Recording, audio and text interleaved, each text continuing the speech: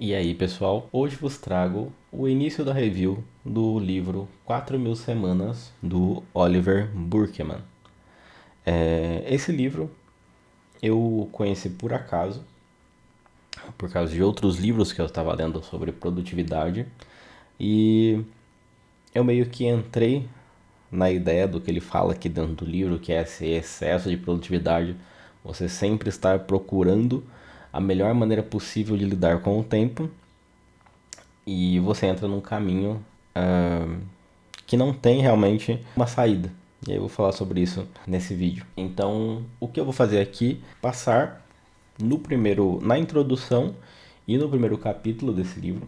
Eu já li umas 2, 3 vezes essas partes do livro e me pegou muito algumas coisas que ele fala aqui que eu nunca tinha parado para pensar sobre isso e talvez seja o que vai te dar o ímpeto para talvez ler esse livro ou simplesmente acompanhar os vídeos que eu vou fazer sobre ele caso se interesse pelo assunto.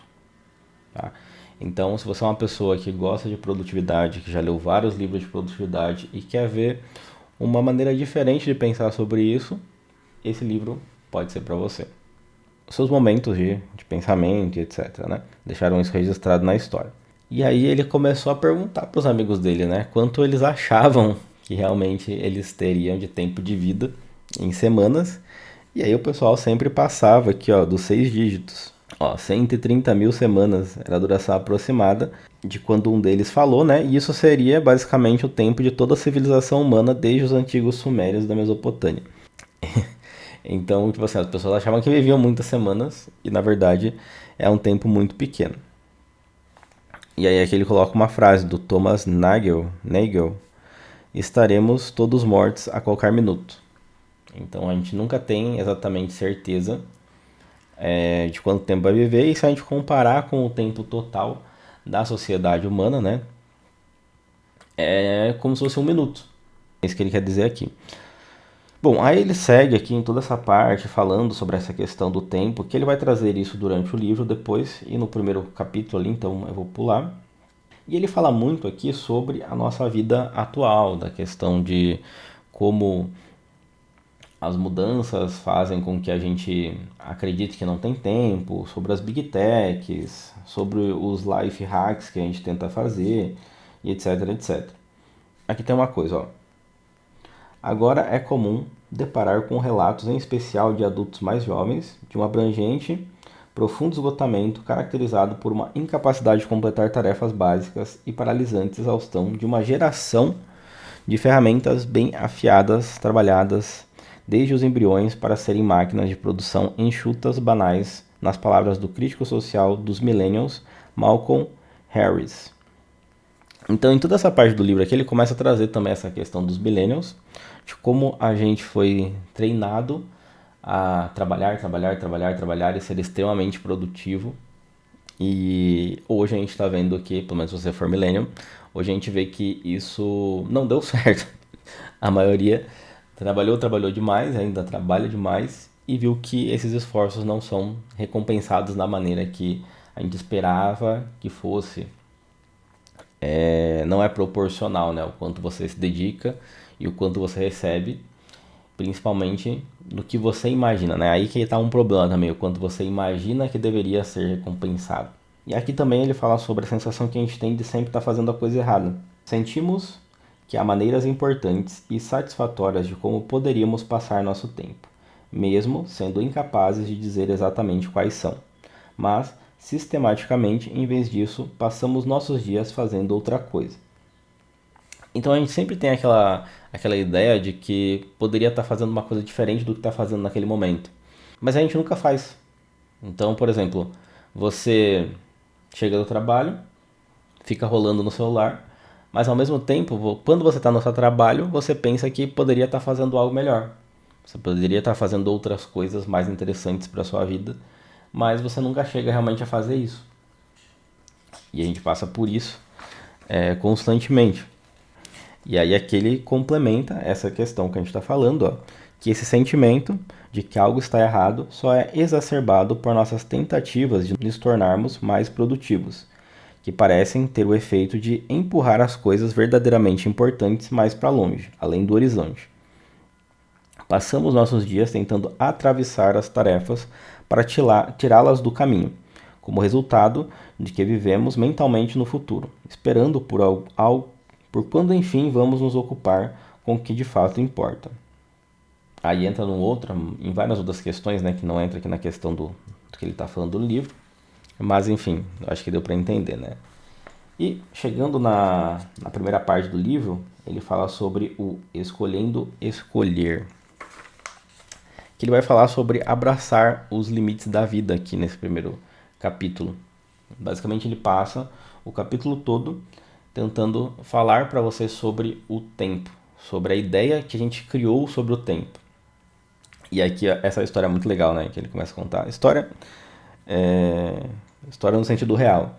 E ele abre esse capítulo falando que o problema não é a falta de tempo, né? A gente sempre vive nessa questão de faltar tempo. E sim da maneira que nos foi ensinada a lidar com esse tempo. E para entender melhor isso, a gente tem que voltar para quando não havia relógios. E aqui ele vai começar a contar sobre como era a vida do camponês na Inglaterra medieval. Que basicamente era uma vida de servidão, onde o seu senhor deixava você ter a sua terra em troca de uma quantidade do que você produzia. Ao mesmo tempo, a igreja queria um montante de tudo que você tinha também. Você tinha que pagar alguma coisa ali. E, logicamente, você fazia isso por causa da possibilidade da nação eterna. E durante a noite, essa aqui é a parte legal. Durante a noite, você se recolheria à sua cabana de um só cômodo, junto não só com o restante da sua família, que assim como você raramente tomava um banho ou escovava os dentes, como também com seus porcos e galinhas que você traria para dentro durante a noite. Afinal, ursos e lobos ainda rondavam as florestas e se serviriam de qualquer animal deixado do lado de fora depois do pôr do sol. E aqui ele vai começar a falar sobre como eles viam o tempo, né? Porque nessa época, mesmo quando eles tinham um dia exaustivo, eles não iam ter essa ideia que a gente tem de tipo, putz, esse dia foi muito cheio. Ou se eles não tivessem muita coisa para fazer durante um dia, eles iam dizer que aquele dia foi, como é que eu vou dizer? Entediante. Então eles não iam achar que um dia foi entediante ou que passou rápido demais, etc.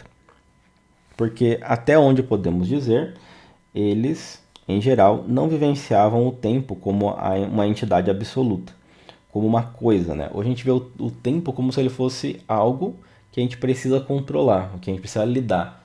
A gente tem a vida e tem o tempo. Eles estão acontecendo ao mesmo tempo? Não. Eles acontecem juntos, mas a gente acaba vendo isso de forma separada. Então, por exemplo, eu posso estar vivendo a minha vida, mas eu não estou aproveitando meu tempo. Entende? E aqui ele fala sobre a metáfora do peixe, para você entender melhor sobre isso. Por exemplo, ó, o peixe ele não tem ideia do que é a água, pois ela o cerca completamente.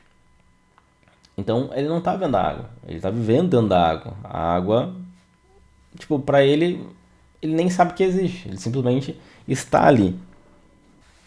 E aqui tem algo interessante também, que é a maneira como o Edward Hall fala sobre o tempo, como a gente tem essa imagem do tempo, que é como se fosse uma esteira rolante constantemente passando por nós. E aí, cada hora, cada semana, cada momento que passa pela gente, a gente vê como se fosse caixinhas dentro dessa esteira. E aí a gente se sente bem quando a gente consegue preencher essas caixinhas e se sente mal quando não consegue preencher essas caixinhas. E aí tem a ideia também de que quando a gente preenche as caixinhas que eram para ser do trabalho com coisas que não são do trabalho. E a gente acha que não está sendo produtivo, ou o nosso chefe acha que a gente está gastando o tempo que deveria ser pago para trabalho. Ele fala isso aqui, né, de maneira... porque ele vai falar sobre isso mais para frente.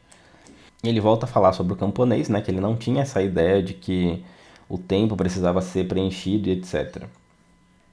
Ele simplesmente levantava a hora que o sol nascia e a hora que o sol se ponha, ele ia dormir.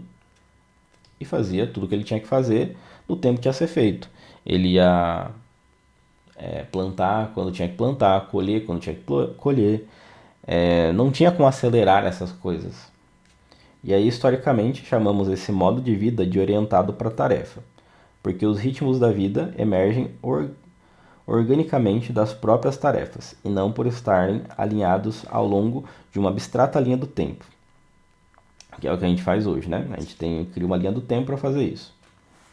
E aí ele também diz, né, que esse negócio de essa maneira de ver orientado, essa maneira de viver, né, orientados à tarefa é como se fosse a maneira que o bebê vive nos primeiros momentos de vida, né? Ele só é orientado à tarefa, ele não sabe exatamente o que está acontecendo, o que é o tempo, outra coisa. Ele simplesmente vive orientado às coisas que ele precisa. Ele precisa se alimentar, precisa dormir, precisa fazer as necessidades, e é isso, apenas. E essa parte aqui, ó, quero ler para vocês que é muito muito boa, que ele fala sobre uma viagem que Carl Jung fez no Quênia em 1925, e aí ele escreveu essa passagem, ó. De uma colina baixa, nessa ampla savana, uma perspectiva maravilhosa abriu-se para nós. Até o limite do horizonte, vimos gigantescos rebanhos de animais, gazelas, antílopes, gnus, zebras e etc. Cabeças inclinadas pastando, os rebanhos avançando como lentos rios. Quase não havia som a não ser o grito melancólico de uma ave de rapina. Era o silêncio de um ser eterno, o mundo como ele sempre foi, no estado de não ser. Afastei-me de meus companheiros até estarem fora de vista, e saboreei a sensação de estar completamente só.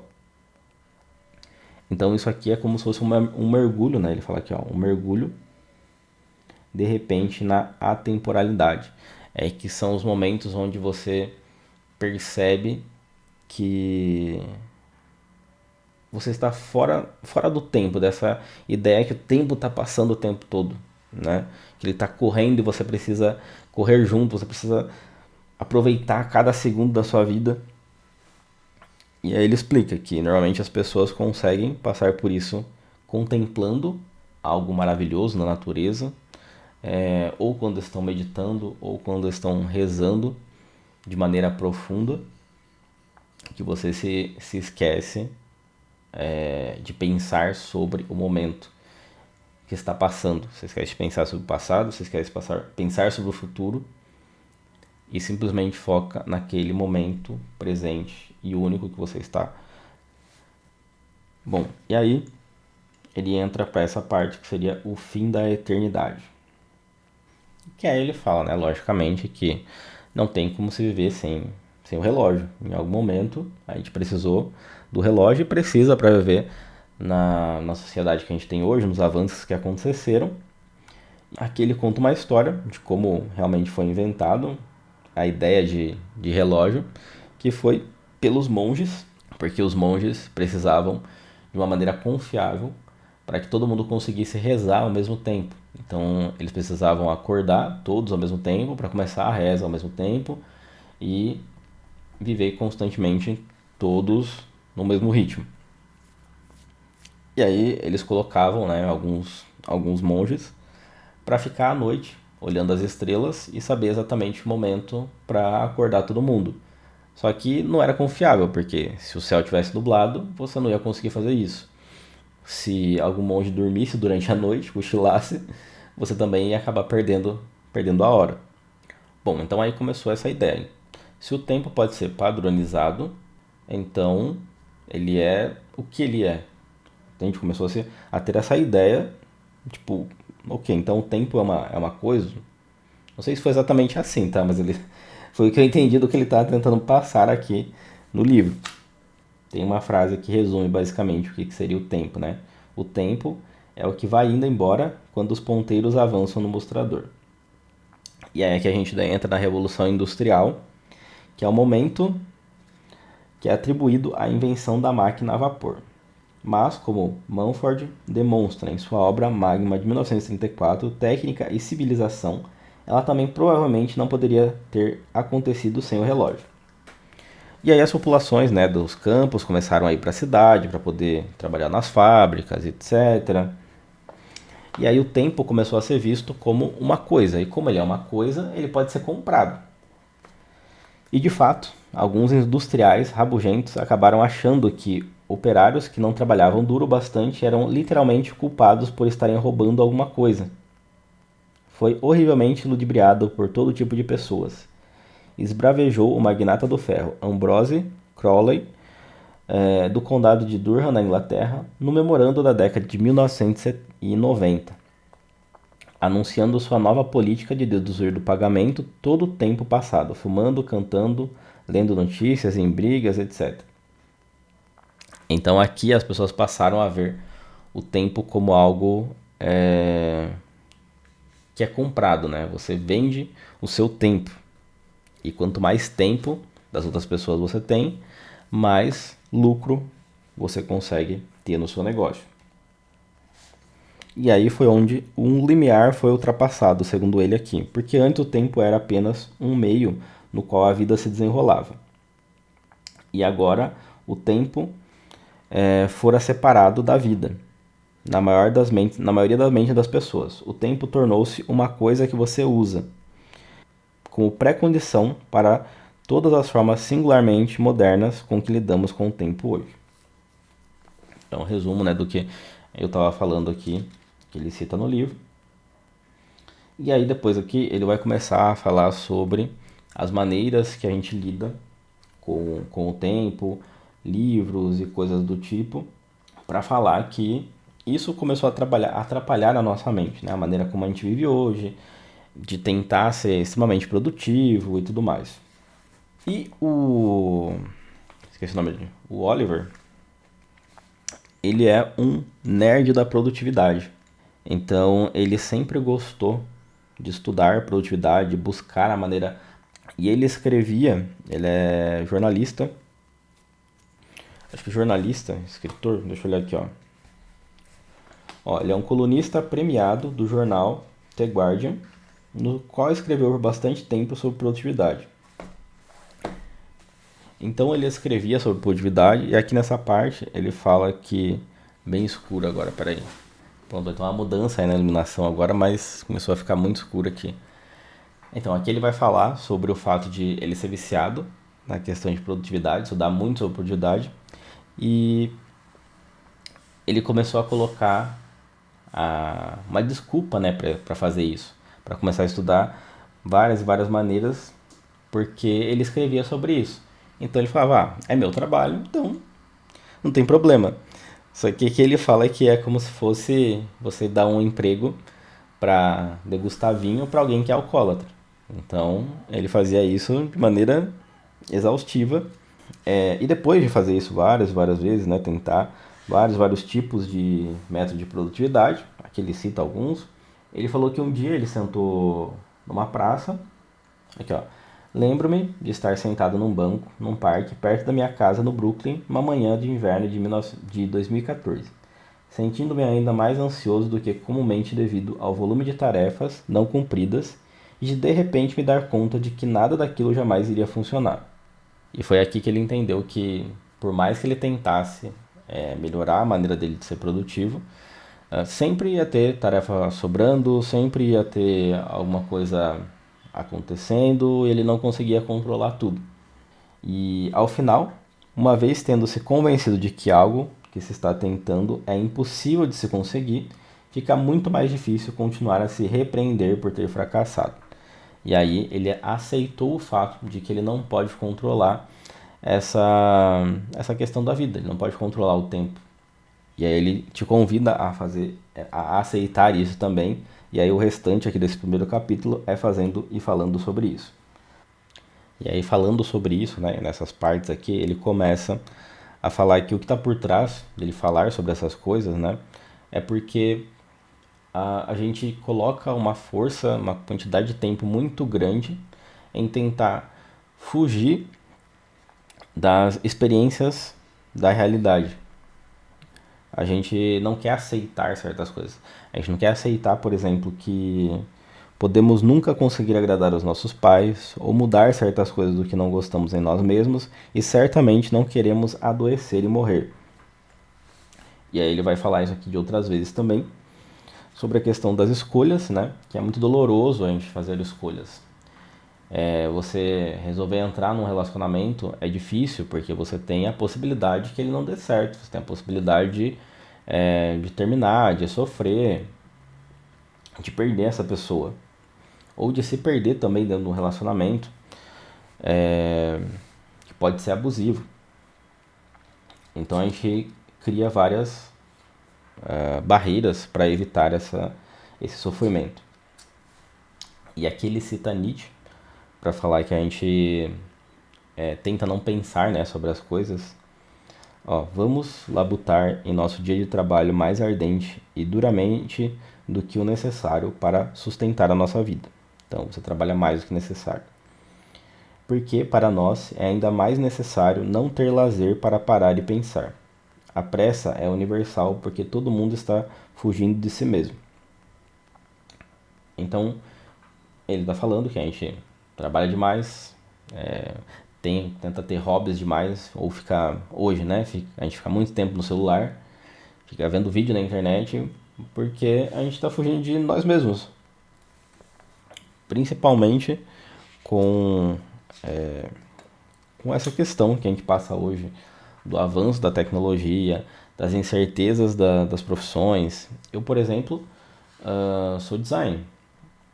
Então, com a invenção da IA, como lidar com essa queda da quantidade de emprego para designer, do aumento de novas ferramentas, novas questões, para você, até ele fala aqui, né, que você tem que evitar entrar no FOMO, que é o medo de ficar fora, né, das coisas.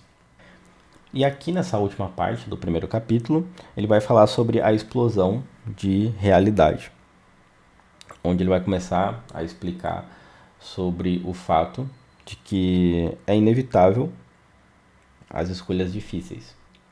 Então, anteriormente, ele fala que você precisa tomar noção do tempo, que o tempo é finito e que você tem que aceitar isso. Aqui ele vai falar que quando você aceita isso, você entende que você precisa tomar decisões difíceis, porque você não pode dizer sim a tudo, você não tem tempo para tudo que você quer fazer. Então você precisa decidir, mesmo que essa decisão te traga uma dor, que aqui ele até fala sobre isso. Ó. Perder é o que faz as nossas escolhas serem significativas. Toda decisão de usar uma parte do tempo em alguma coisa representa o sacrifício de todas as outras formas de como você poderia passar o seu tempo, mas não passou. Então, toda vez que a gente decide fazer alguma coisa, como por exemplo, eu estou decidindo fazer vídeo aqui para o YouTube, eu sei que eu deixo outras coisas de lado, porque esse tempo que eu estou dedicando a isso, eu não posso dedicar para as outras coisas. Só que quando eu aceito isso, e eu entendo que esse tempo é importante para mim, isso que eu estou fazendo é importante para mim, essa é o maior ensinamento que ele está tentando passar nesse livro aqui. Você está lidando com a sua finitude, você está escolhendo o que você está fazendo em prol de deixar de lado algumas outras coisas. E aqui por último, né, ele quer deixar claro, né, essa aqui eu não grifei, mas ele quer deixar claro que ele não acredita que esse é o único problema que a gente tem com o tempo, né, que lidando com isso a gente vai resolver todos os outros problemas da nossa vida, que não é assim, né, que realmente a gente tem problemas no trabalho, tem problemas na família, vai ter coisas que a gente não vai conseguir tirar do nosso caminho, mas no final ele fala assim, ó, enquanto você continuar a responder às demandas impossíveis, considerando o tempo que você dispõe, tentando se convencer de que um dia poderá encontrar o modo de fazer o impossível, você está implicitamente colaborando com essas demandas. Uma vez tendo percebido profundamente que elas são impossíveis, você estará empoderado para resistir a elas e focar, em vez disso, em construir a vida mais significativa que é capaz de levar em qualquer situação que você esteja. Independente da situação que você se encontre, você pode escolher aceitar ou não as suas limitações, aceitar ou não o que você pode ou não fazer sob esse momento da sua vida. Tem pessoas que passam pelo momento da dificuldade e não conseguem aceitar que estão passando pelo momento da dificuldade. porque isso te faz sofrer ainda mais, além do que você está sofrendo pelo momento que você está passando. Aqui no final, né, então ele termina, vou ler como ele termina, que é interessante para os próximos capítulos. Mas bem aqui, bem agora, você pode parar de comprar a ilusão de que qualquer uma dessas coisas vai lhe trazer satisfação algum dia. Você é capaz de enfrentar os fatos. Pode ligar o chuveiro, preparar-se para uma revigorante água gelada e entrar. Que aqui é o convite dele de você continuar lendo o livro para entender o que você pode fazer para lidar com tudo isso, né? Porque se ele está mostrando um problema, agora ele precisa mostrar uma solução, a maneira dele de como lidar com isso. E eu termino aqui essa primeira parte da nossa review e espero que você tenha gostado. Deixa nos comentários aí se você gostou desse estilo de vídeo e se você quer continuar assistindo as outras partes do livro. Eu acredito que agora, como eu já fiz essa introdução um pouco mais longa, a gente pode fazer os outros vídeos da parte 1 inteira, que é escolhendo escolher. A parte 2, que é fora de controle. E depois só tem algumas notas e sobre as ferramentas que ele fala aqui para lidar com a finitude. Talvez dê para fazer em só mais 2 vídeos, ou se eu ver que tem alguma coisa aqui que ficou muito densa, eu posso colocar em um vídeo mais específico, como eu fiz com esse de introdução. Beleza? Não esquece de deixar o like aí se você gostou, de se inscrever no canal se você quer continuar assistindo vídeos como esse, e até a próxima.